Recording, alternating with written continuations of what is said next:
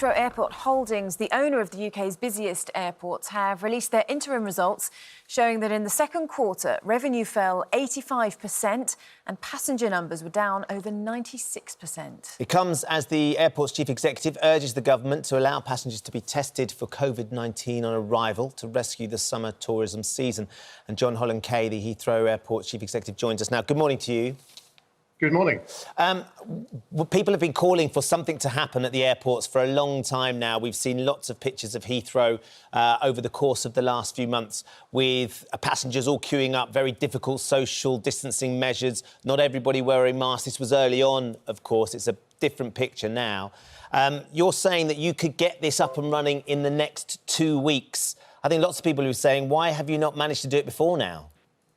Well, we can only do this with government support, of course. And what we're talking about here is an alternative to quarantine, which would allow people coming into the country to take a test and get out of quarantine earlier than would otherwise be the case. So we've been working with Swissport Collinson to provide the first test at the airport. And now we need to work with the government to have a second test either 5 or 8 days after people arrive back to make sure that they are COVID-free, which would then allow them to come out of quarantine earlier.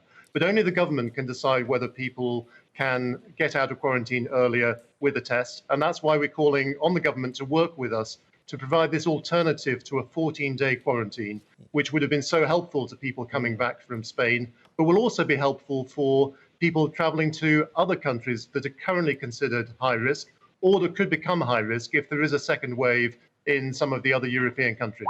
I mean, looking at those figures out this morning for your the second quarter financial results, passenger numbers down 96%, revenue down 85%. There's no doubt that there's been a huge hit on your business, has there? And I guess you were getting to the stage where you were thinking this would be things getting more back to normal with the summer holidays. How damaging was it when the government said that they were going to impose these restrictions on people going to Spain and then having to quarantine when they come back from Spain? And also the uncertainty that more countries might be included should the situation change?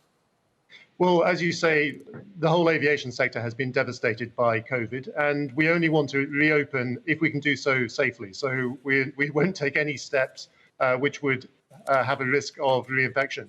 What we've seen happening since the announcement that Spain would be returned to quarantine on Sunday is that people have started switching towards other countries such as Greece and Italy, where they can still have a sunny holiday and avoid having to go into quarantine afterwards. So people have been quite nimble to still get away. But very few people are travelling at the moment. And this isn't just about the aviation sector. This is about the whole UK economy. We're a small island trading nation, and we rely on imports coming in, which is the supply chain for manufacturers, but also exports going out to help support jobs here in the UK. We rely on aviation for tourists coming into the UK to stay in hotels and see our sites. And until we can get aviation flowing again, particularly to long-haul destinations, then the UK economy is going to be sputtering along at much less than its usual capacity, and we're going to lose millions of jobs here in the country. So we've got to find a way of getting aviation working again while keeping the country safe. And this kind of testing that we're talking about could be the key to unlock that. Undoubtedly, because you need to get people's confidence back. We ran a poll on the show yesterday after the report from the government and suddenly the introduction in the space of 4 or 5 hours, which caught a lot of people already on holiday in Spain on the hop. They know that they're going to have to come back and quarantine. And the poll we ran yesterday was whether it was stupid to take a holiday in the middle of a pandemic. 81% of our viewers, and we had nearly 30,000 people take part, thought it was stupid. And the only people to blame were the people that decided to go abroad at the moment, because they're going to have to deal with consequences. How on earth are you going to get that confidence back in people with the government making changes so quickly and so brutally in a way that means that they're going to be, able of going on holiday, confident they're not going to lose their money, confident that they're going to be able to come back from work and get back to work as soon as they need to without being penalised and having to quarantine? Well, the government's put in this risk-based approach by categorising countries as being either red, amber or green. If they're green or amber, then you can travel without quarantine. But if they're red, then you have to go straight into a 14-day quarantine. And I'm not sure that people But we saw them change the rules on Spain in the space of 4 or 5 hours. I mean, you could suddenly go from an amber country to a red country just because the government have decided, right, it's gone too far. And that was always expected to be the case. But this is the first time it's actually happened. And what we've seen is that a 14-day quarantine is a very severe impact on individuals and puts people off travelling, but isn't necessarily the right answer either. And that's why we want to work with the government to have a testing regime where you can get tested at the airport and then get tested again 5 or 8 days later. And we've been working with Swiss Paul Collinson for around a month to start getting ready for these kinds of tests. We can have them up and running within a couple of weeks if we have the government support that allows people to avoid full quarantine if they test negative of COVID.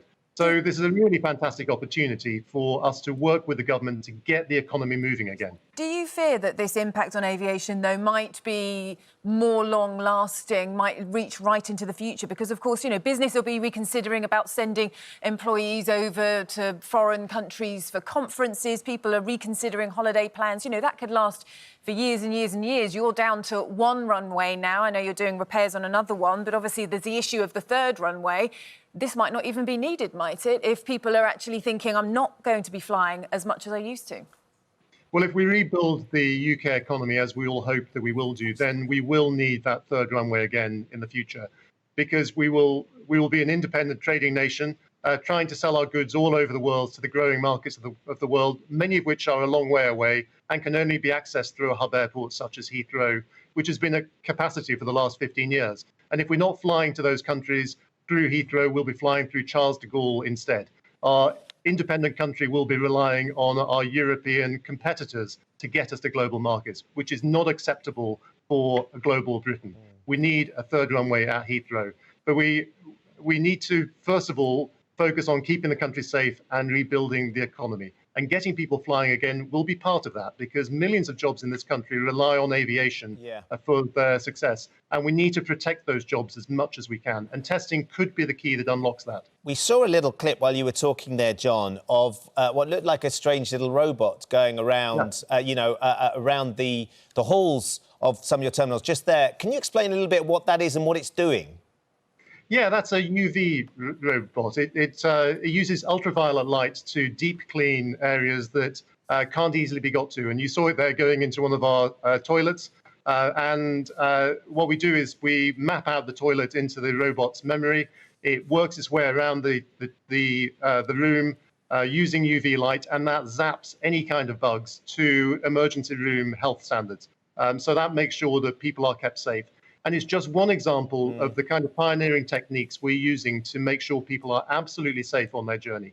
And I know that some people are anxious about, will I be safe in the airport? Will I be safe on the plane? The feedback I've had is that where people have flown, they've had a really good experience. They felt looked after. They've relaxed as soon as they've got there. And so I think the measures we're taking are helping to keep people safe and also make them feel safe and get them confident to get back flying again. That's what we want, isn't it, of course. We're going to have to leave it there, but John Holland-Kaye, thanks for joining us this morning. My pleasure, thank you.